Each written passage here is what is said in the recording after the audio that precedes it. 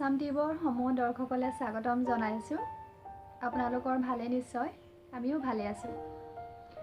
আজি আমি আপোনালোকৰ লগত আলোচনা কৰিম আপোনালোক সকলোৰে জ্ঞাত পৰিৱেশৰ বিষয়ে কিছু কথা। এই পৰিৱেশ শব্দটো ফৰাচী ভাষাৰ এনভাইৰনে শব্দৰ পৰা উৎপত্তি হৈছে, যাৰ আভিধানিক অৰ্থ হৈছে আগুৰি থকা নাইবা ঘেৰি থকা। জীৱদেহক আগুৰি থকা সকলোবিলাক জৈৱিক আৰু অজৈৱিক বস্তুৱেই পৰিৱেশৰ অন্তৰ্গত।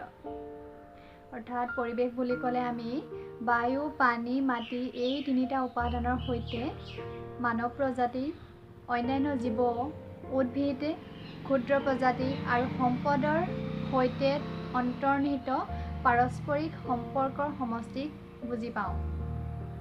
আৰু পৰিৱেশৰ কেন্দ্ৰ হৈছে সূৰ্য। জীৱমণ্ডলৰ বিভিন্ন অঞ্চলৰ পৰিৱেশ বিভিন্ন প্ৰকৃতিৰ হয়, কাৰণ ভূপৃষ্ঠৰ সকলো অঞ্চল একেই নহয়। কোনোবা অঞ্চলত আছে সাগৰ মহাসাগৰ, আকৌ কোনো এটা অঞ্চলত আছে বিস্তীৰ্ণ সমতল ভূমি নাইবা বিস্তীৰ্ণ মৰুভূমি, আকৌ আন কোনো অঞ্চলত আছে পৰ্বত পাহাৰ, ঠিক তেনেদৰে আন অঞ্চলত আছে নদ নদী, জলাশয় ইত্যাদি।